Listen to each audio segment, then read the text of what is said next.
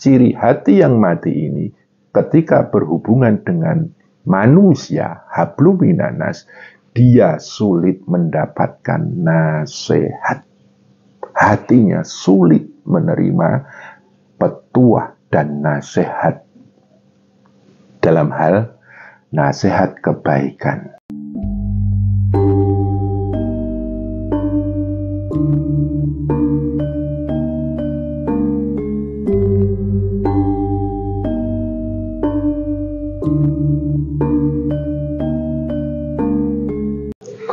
Assalamualaikum warahmatullahi wabarakatuh.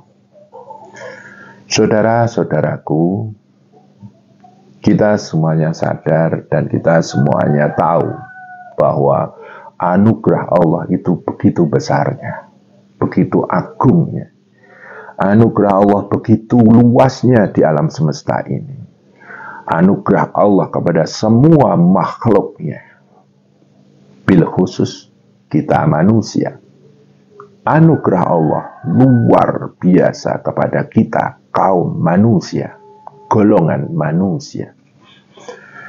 Dan salah satu anugerah besar dari Allah kepada kita adalah hati kita. Hati kita ini adalah anugerah besar yang harus selalu kita jaga keadaannya. Kenapa? Karena kalau hati kita baik, maka akan baiklah keadaan kita. Dan apabila hati kita buruk, maka akan buruklah keadaan kita.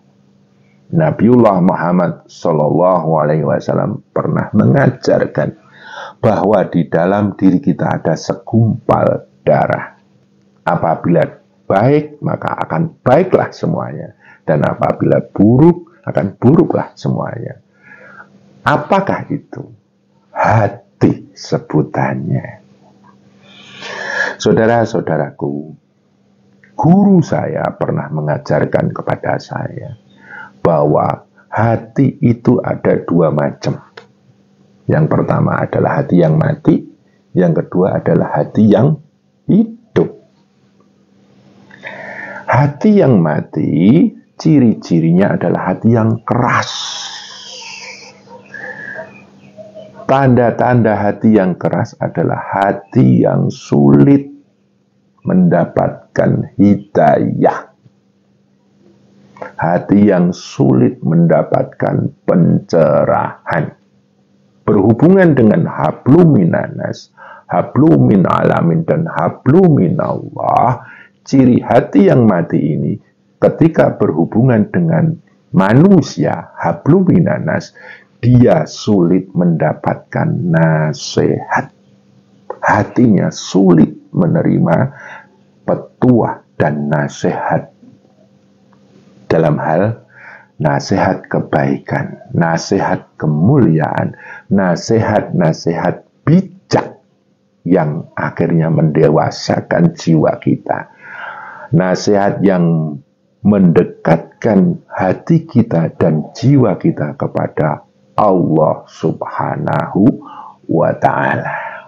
Kenapa sang hati ini sulit mendapatkan nasihat? Mungkin sang hati kita merasa paling benar, paling baik. Hati kita merasa bahwa diri kita itu paling suci, paling mulia, paling hebat dibanding yang lainnya. Maka sang hati sulit mendapatkan hidayah dari nasihat-nasihat manusia lain.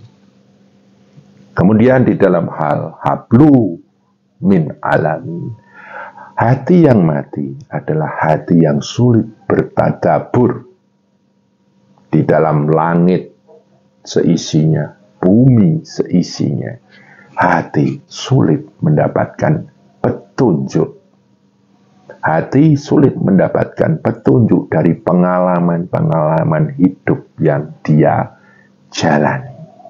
Kemudian, secara hablum minallah, hati yang mati adalah hati yang suka menggerutu. Hati yang suka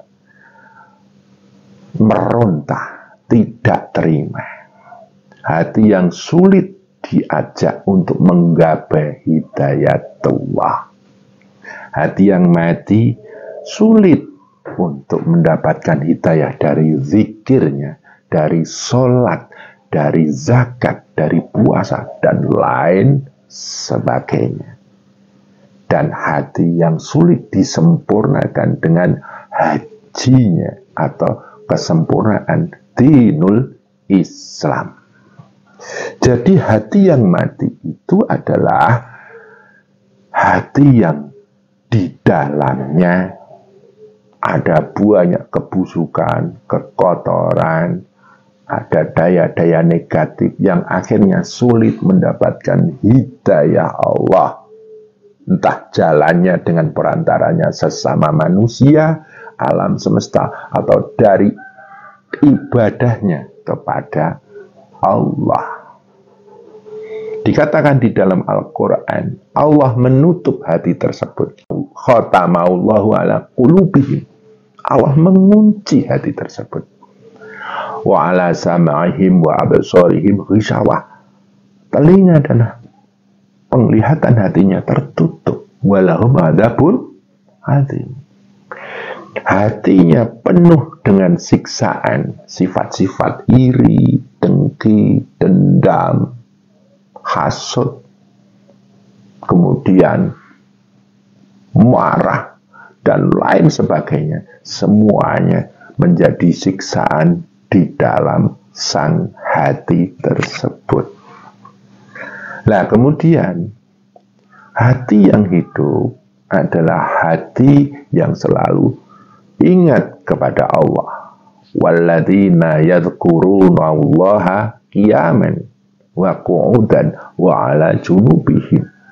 Hati yang selalu sadar Allah, merasakan Allah, baik berdiri, duduk, atau di dalam keadaan berbaring.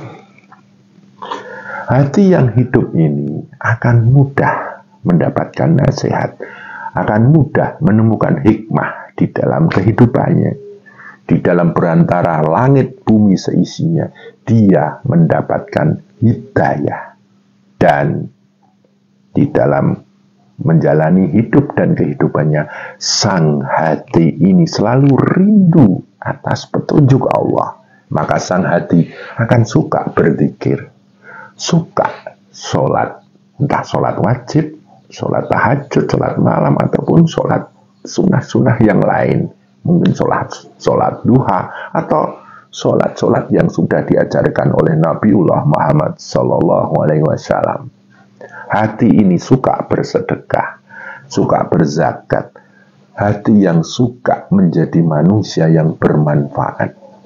Kemudian hati yang suka berpuasa, suka mengendalikan nafsunya, mengendalikan sang raja nafsu, pikirannya. Dan hati yang suka selalu takoruban kepada Allah. Hati yang mati itu adalah hati yang sukanya menjauh dari Allah. Dia lebih mencintai makhluk-makhluknya yang bisa membuat sang hati bahagia. Sang hati yang mati suka dengan harta. Energi kematiannya terkubur oleh energi harta. Dia suka dengan kemuliaan, derajat, pangkat. Hati yang mati terkubur kemuliaan, derajat, dan pangkatnya. Kemudian hati yang mati adalah hati yang suka dengan kenikmatan dunia. Saking sukanya, sang hati yang mati dikubur oleh kenikmatan dunia. Kemudian sang hati suka dengan kehidupan dunia ini. Dan sang hati ini akan tenang kalau dunianya tercukupi. Dan hati ini terkubur oleh dunia karena keadaannya mati. Nah, saudara-saudaraku, dari apa yang diajarkan oleh guru saya tadi, mungkin kita perlu mawas diri, bermuhasabah. Bagaimanakah hati kita?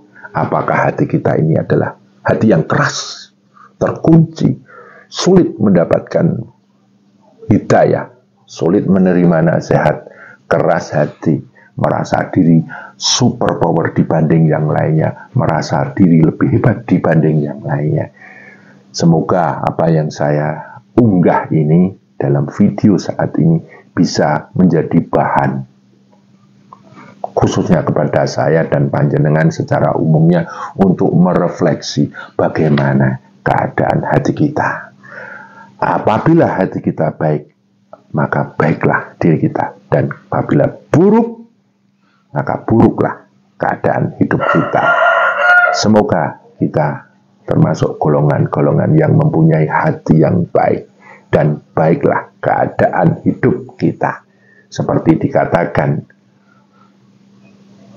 fid dunya hasanah wa fil akhirati hasanah wa qina adzabannar.